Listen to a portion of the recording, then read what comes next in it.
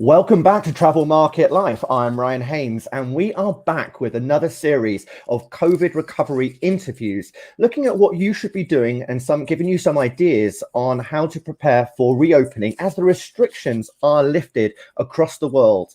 Now, as we know, the governments are really taking a very careful and cautious approach to 2021, following quite a disastrous 2020, where we've had 3 spikes. Hopefully, this will be our third and last of the COVID virus, and we can then move on and actually open up our industries. Today, we're going to be talking to Thomas Finn, the Managing Director of Edwards & Finn, a revenue management recruitment specialist. Tom has been a commercial advisor also for HOSPA, which is the Hospitality and Finance, Revenue Management, IT, Marketing and Asset Management Professional Organization, giving insights on how to move forward into the future and how to develop talent. So today we're going to be looking at the key changes in working practices, the evolution of roles within sales, marketing and revenue management, how to reopen and manage people, and the importance of being more pirates. So joining me on the line now, thank you very much indeed. Hi, Tom. Hello. Thanks very much for having me, Ryan. It's a real pleasure to be here. So thank you very much. No problem. So 2021, we've are waiting patiently at home for things to really get started again. Some people are working, some people aren't. What key changes do you think we're going to see in working practices when we reopen? It's an interesting one because obviously everybody is in sort of reopening sort of mindset right now, especially with the upcoming announcement on Monday. So it's one of these things where I think everybody's been trying their absolute best to sort of accommodate their teams and be able to keep things running as smoothly and as normally as they possibly can. But of course, everybody's lives are now built around Zoom and Microsoft Teams and video conferencing effectively. One thing I would say though, and anybody that sort of follows me on any of my socials, they'll see that one thing that I do host is ENF TV. And very recently we had the commercial leaders of sales, revenue management and marketing all on the same call. And one of the things that was really interesting to hear from them, and it's not been just them, it's a lot of my other clients, is in fact, their teams have actually become, strangely enough, a lot closer. And that surprised me quite a lot. And it sort of took me back a little bit because I thought, well, hold on, because they haven't seen each other in person in such a long time. And they were basically saying, no, it's where we have to now book a time in. Whereas before it would be, I'll pop by your office, at that time, then something comes up or whatever. Whereas this, it's actually in their diary. It's there. We have to do it. We have to catch up. We have to do this. There's a lot more regular meetings now as well. So every Monday, as you would in any business, you've got a Monday catch-up meeting or, action plan for the week ahead or whatever it is. But everyone's so much more engaged with that meeting because that's the contact that they're getting, right? So in terms of obviously your standard, I suppose, week or standard day-to-day duties, yes, of course, it's all going to be based around your laptop, your computer, the screen, right? It seems to be our king at the moment is the screen. But that's how we're going about things. Now, with regards to your reopening, this is going to be the big thing for all properties right now, and that being corporate offices as well. Because of course, how do we get people back into the office? How do we manage that process in terms of safety, in terms of comfortability for the people, or do we still have high-risk people? Because obviously vaccinations, as much as they have gone out, they're not nationwide just yet. We're not getting everybody back into the office just yet. So I do believe there is going to be a staggered approach for 2 reasons. One, a safety element, but 2, for people not being in an office for 12 months. I mean, there's a lot of different factors that we need to consider as well, because as you say, you've got these corporate hotelier groups, and they all have certain people that wouldn't have been furloughed. But then you speak to a lot of independent hotels, and only the general manager has been pretty much operating the hotel. The revenue management sales team, they haven't been on Zoom or anything. They haven't been invited to those and privy to those meetings. No. But then you've also got brands and chains across Europe and we're probably going to see the reopenings different across the different geographics. So there's a lot of management that needs to be handled here. But I guess the first and foremost thing is you just got to make sure that you've got that hotel safe and ready to open, and you've got those bookings prepared and ready to come in, and you can handle what's going to be coming forward for bookings in the future as well to optimize the number of guests coming through. This is the thing right now, is everybody is focused on how to bring this business in. What do we need to do as a business to draw this business in? Now, in my opinion, a large majority of that comes from your social presence, I suppose now, or your more online presence is probably the better way to put it. If your business is not in front of people's faces now, and you don't have that tech in place to be able to accommodate for that sort of business coming in, you're already behind the curve. Which is why when I said at the start, I mean, in terms of the announcement coming on Monday, you will never see properties so quickly react to everything that's going to happen on that Tuesday morning. How many meetings will be had? I think Zoom's servers will go through the roof, and Teams will just shut down, and God knows what else, because everybody's going to be straight back on it. Because as you say, in terms of opening up a property, if it's not got the business coming in, there's a very difficult, I suppose, decision to make as to who comes back. There's no question that their properties need to be open. And arguably, in a lot of cases, properties should have been remaining open and keeping those booking windows open. Granted, they wouldn't be able to take the bookings or, question them if they're not necessary or business travel. But if you're not open, you're not visible. So the question is now is how do we get our employees back in? And as you say, there's a safety element. There is I would actually bring up the mental health issue. There's a lot of people that have anxiety now about going back to a workplace and immediately being thrown back into this massively busy, massively stressful environment. And that management and that leadership have to be aware of that and conscious of it, but also empathetic towards it. Yeah, I mean, I guess we've also got to think about the whole spacing attitude as well. It's like how much space we're giving around for people, how many people we're having in a room at one time, what are going to be the protocols for shifts and breaks and managing guests throughout. There's a lot of dynamics that need to be considered. I mean, there's certainly some hotels that have been leading that way, and those, as you say, that have remained open, and hopefully they can. Some other hotels can really take some best practice from them. But a plan is essential. And a plan that revolves around people is going to be a priority. It's interesting because I believe, at least at the start, we're going to see a very similar situation to what we had last year. Effectively, skeleton staff working on rotation, and maybe 1 or 2 days a week where some people are furloughed, but obviously then they're on this rotation, just because the necessity to have that many staff on board all at the same time, it just won't be there yet. So we're going to have a situation in my mind anyway, where we're going to have a skeleton staff environment where it'll be on rotation on a staggered basis to gradually get people back in. But of course, meeting those business needs. And I think that will be a gradual journey.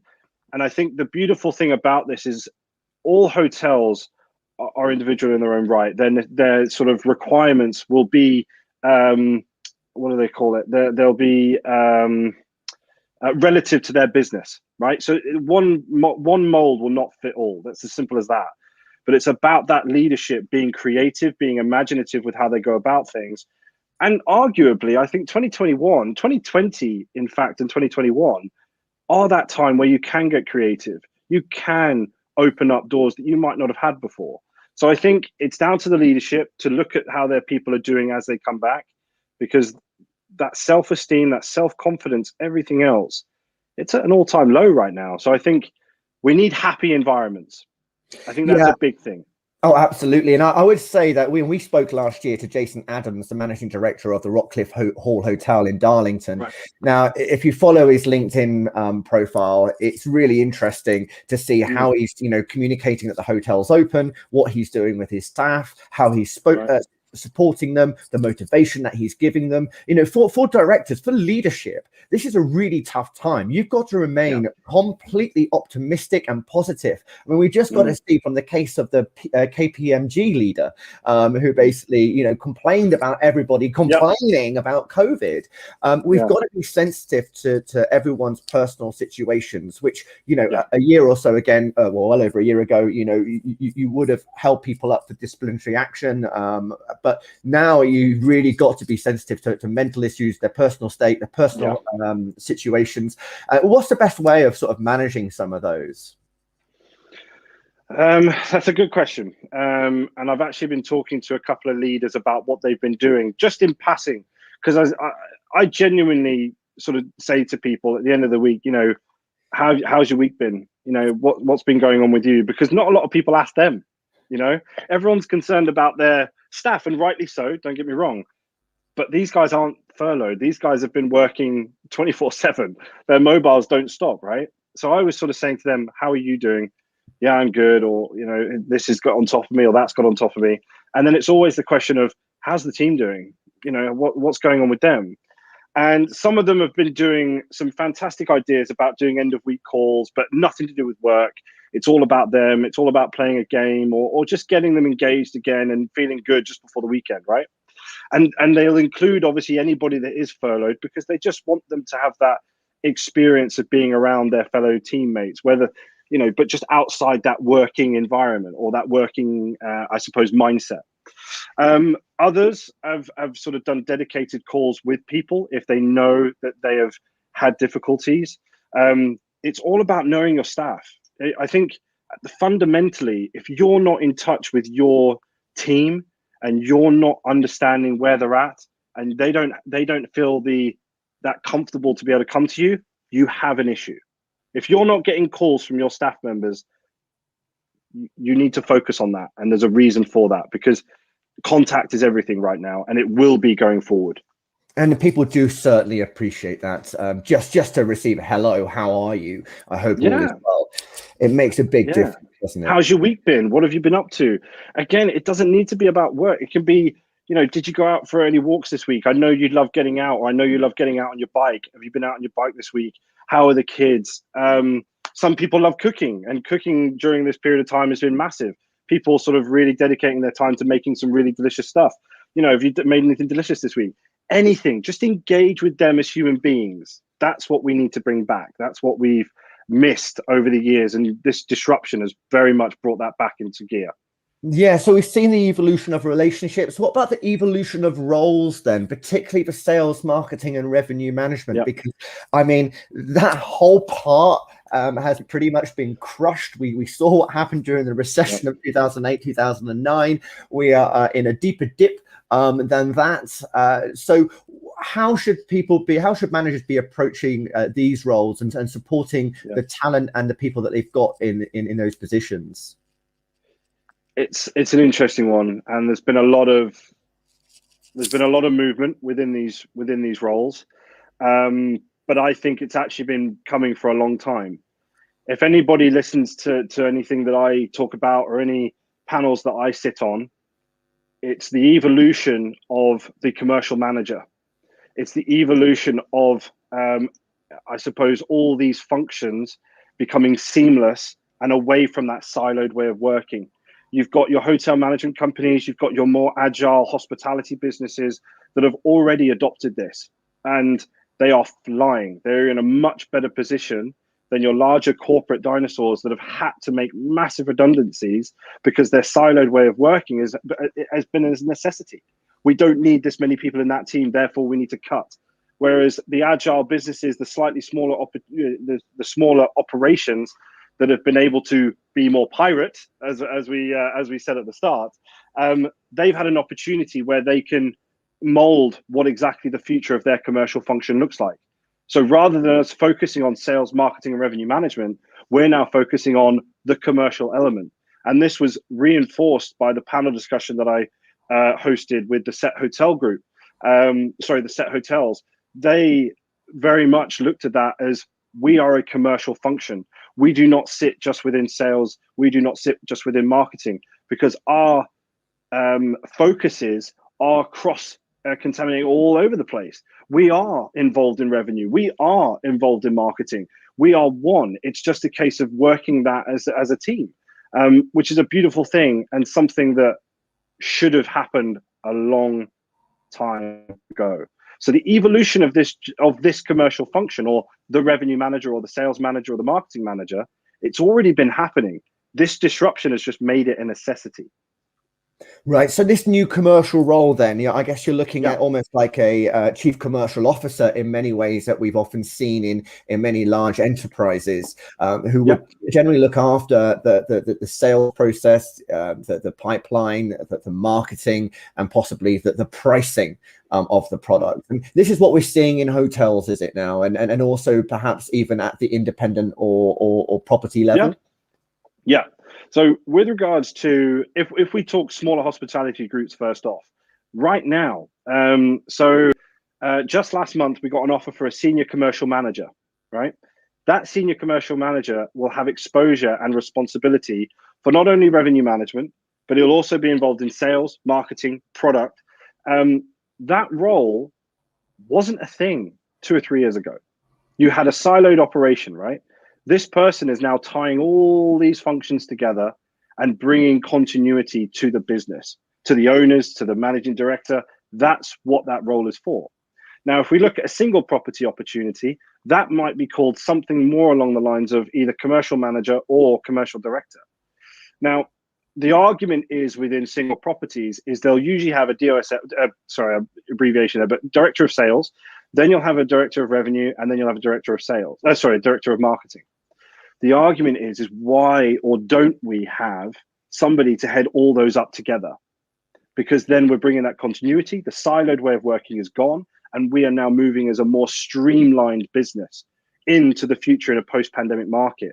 It makes so much sense, and that's why, as I say, this isn't a new concept. It's just something that people are starting to realize more and more. Absolutely. I mean, I've certainly seen that evolution starting to appear for over the last 10 years, but it was just figuring out what that structure is.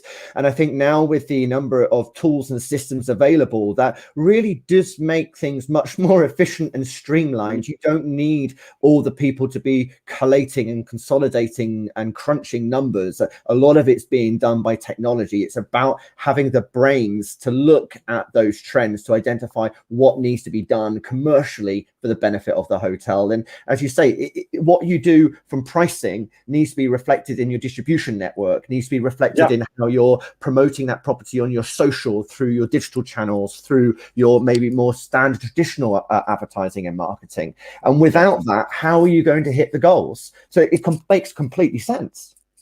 And if we look at it from this is a very much a survive market right now.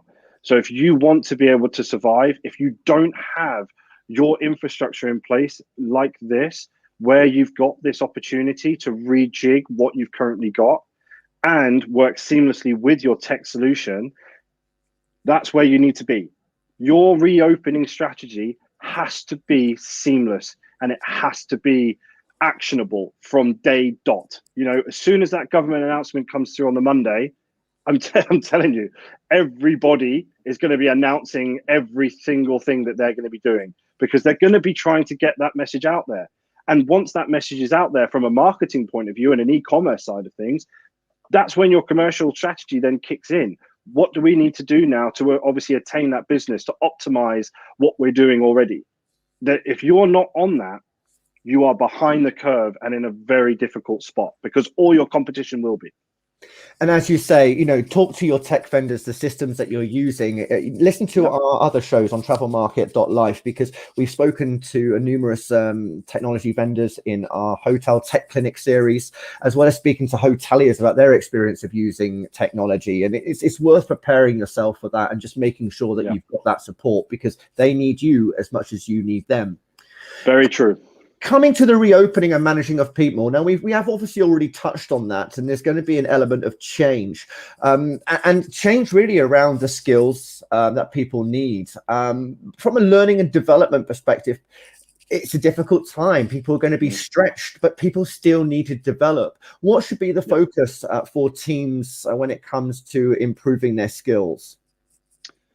So again, I offer my clients soft skill development workshops. It's all around, and again, for anybody that sort of doesn't remember, my business is specialized in revenue management and commercial analytics. Now, notoriously, let's put it like that, they've not been the best in terms of their soft skill element. Okay.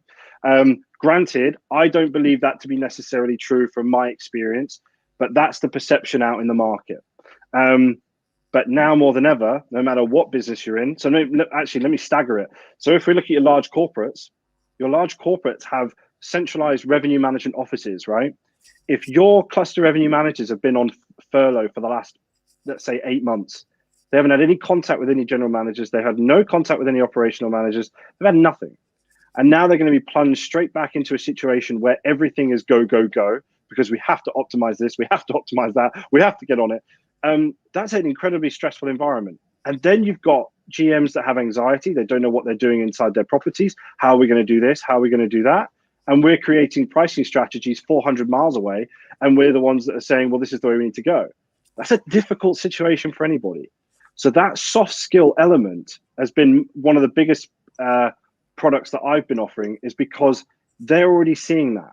2 years ago, it was because they wanted their revenue management team to be more, I suppose, amenable to their general managers, a bit more friendly, a bit more less dismissive. Let's put it like that. That's me putting it nicely. So if we're looking at it from a large corporate point of view, it's very similar in a smaller hospitality group where they are centralized. Now let's look at the single property side of things. If your teams are coming back off their sort of furloughs, or they're coming back, right, and you've got a not notoriously, but a typically siloed environment where your sales do that, your marketing does that, your revenue does that, and finance stays back there. We all do our reports and they all come together, that sort of thing. Your soft skill element now more than ever between your teams is going to be your absolute key. If you don't have that solid in place, you're missing a trick. And as you say, we've all been through a lot of mental challenges this year, because it has been mentally draining, and people might be short-wired, be struggling with their anxieties and the stress levels, say returning back to a routine that they haven't been into, because suddenly you've got to throw in the commute, you've got to throw in perhaps extracurricular activities for your kids in and after school. All these things are going to start coming back, and we've got to make room and space in our lives for that, where we haven't had to worry about that for so long. So as you say, negotiating that is a soft skill. Yeah, let me put it into perspective. This is something that literally is going on right now. We're creating I think it's either a 3 or 4 part soft skill program for the return of their work staff at one of the large corporate hotel groups at their HQ. We're currently putting that together right now. If a large corporate is already thinking about that, it's going to be an issue across the board. And that's what I mean, is we're preempting an opportunity here where people are going to feel like, can I even answer this phone? I mean, here's an example. I for the first time tried to write something down on a document, and it looked like I was writing it with my left hand. I'm right-handed, so we're getting back into our working environments, and we're all a bit sort of, what do I do? How do I do this? And that's natural. We haven't been doing it, and in the way that we've done for 10 years, whatever. There's a process. We can't just expect people to just come back, everything's gonna be fine, we'll deal with it. No, it's just not going to be like that. And then one of the things, your perspective on the approach we should take, is not about taking a very rigid, structured approach, right? No, it's one of these things where, again, I think creativity comes in. I think the imagination of your leadership has to come in. Just because something's been done a certain way for the last 10, 15, 20 years doesn't mean to say that it's right for this market that we're in now.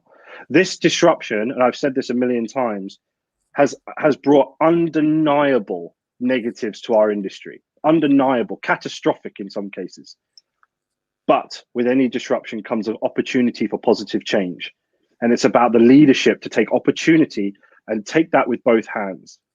Now, that doesn't mean to say that we, have this unbelievably structured approach. We have to bring people on this date. They will work this much hours. They'll be on a skeleton staff and this sort of thing. We have to work with these individuals, and we have to understand what their capabilities are now and what we need to do to get them back up to feeling great about themselves and what they're capable of. That's what we need to be focusing on. We are not robots. Human beings are not just able to switch things on and switch things off. We have emotions, we have home lives, we have our own mindsets that we have to manage. And we as leaders in this industry have to understand, and as I said before, be empathetic to that point and do what we can. Get creative. I'd say, as I said before, 2021 is the year where people can have the opportunity to get creative. If you're not, what are you doing? Absolutely, you almost got nothing to lose. You've only got everything to gain by being out there, by speaking out, by being quite loud. Because you've got so much noise, you're going to have to cut through. You're going to have to find ways to do things differently. And certainly, if you check out our other podcast, Industry Rundowns, which is a new series that we just started with my colleague Sam Marsh, we do actually look at some of the trends in marketing and sales that's coming out in the travel and hospitality sector, and some tips on how you can address those. And one of the key things for you, Tom, is about personal branding. Can you explain a bit more about that and what people need to be doing to improve their personal brand? Sure. It's something that I've actually done a few talks on. And I think personal branding, this is less from an employment point of view, but much more from an employee or somebody that's actually on the market looking to find their next job. 2020 was a year where people found themselves on the job market. And it was a very difficult time. They were trying to find their feet. They were looking at all sorts of CV writing, webinars where how do I write this, or how do I do that? How do I find the right job? All this sort of stuff. I've said from the middle of last year, your personal branding is going to be your be all and end all in this market, because everything is driven by social media now. If you look on LinkedIn, if anybody looks on their LinkedIn now, it's full of webinars, it's full of discussions, it's full of we've got more I'd say more video content on LinkedIn than we've ever had, arguably, obviously, but I would say that. And if you're looking to be identified in this market, if you're looking to elevate yourself to be an expert in your field, personal branding is where it has to start. Now, it doesn't mean to say that you start creating these wonderful YouTube videos or you start building up this incredible, this fantastic looking character that you suddenly create. That's not what this is about. It's authenticity. It's just getting yourself out there.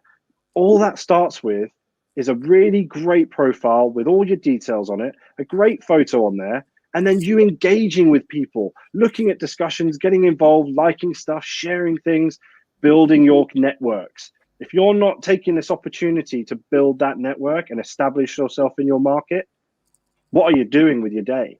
That's where it should be spent. I totally agree. I mean, but people do have to take it step by step. Don't worry about having to throw yourself into it 100%. Trial, test, find out where you feel most comfortable, right? I mean, when I first set up my company, I said to myself, right, I'm going to do a podcast. It was 2 years before I set up a podcast. I wasn't ready. My mind wasn't in the right place. It took about 3 months for me to start doing the blog and then to start engaging on LinkedIn and a little bit more. You've got to feel really comfortable with who you are and where you stand. So take some time back, reflect on your values, where you position yourself in the sector, where you need to develop, but also the areas in which you're really strong. But most importantly, like you said, Tom, it's that network. It's about building and expanding with like-minded people who you can share best practice experiences with and get them involved in your discussions that you're having. Yeah, this is it. And that's where it starts. As soon as you get that ball rolling, you'll start seeing the activity coming back. It won't be instant. It won't be suddenly, oh my God, I'm this social media genius. But you are going to be on a journey where you're doing nothing but helping yourself get where you want to be and building those connections and getting involved in discussions and being active out there, not losing your authenticity, not losing who you are, but just elevating where your stance is right now. That's all it's about. And So I'm yeah, sure if you want some tips, just head to Tom's LinkedIn profile, Thomas Fin, with an Fin, and see what he's been doing over the last year or so. Because you've been very active, you've done numerous different things. You don't have to do them all. yeah. It is a stage. No, no, don't do them all. You want a bit of a social life. You want a bit of downtime. But Tom, Oh thank dear. you ever so much for those insights today. It's really great to hear from you and to speak to you and to touch base with everything that you've been talking about over the last year, and really hope that people can take heed of some of this advice and actually implement it within their hotels. I just want to say, Ryan, thank you so much for your time. It's been an absolute pleasure. I love what you guys are doing, and I'd say just keep it up. And anybody, as Ryan said, if they want to check anything out that I'm doing, we've got a YouTube channel which is Edwards and Finn, and obviously we're very active on LinkedIn, TikTok, and Instagram. So please do check us out. Anybody that does want to get in contact with me about looking at personal branding, just do so. I'm always up for a conversation. Wonderful. Thank you very much, Tom. Thanks, guys. Okay, well, thank you for listening to us today on travelmarket.life. We'll be back very soon with the industry rundown number 3 as we make our way through 2021 and look at all the trends that are happening. We'll also be coming to you with a new series talking to executive leaders within the hospitality space and their careers to date and some of the key travel experiences that have defined their life moments. But don't forget, go to travelmarket.life or any other podcast search engines to find us. Thanks for joining us. Ciao for now.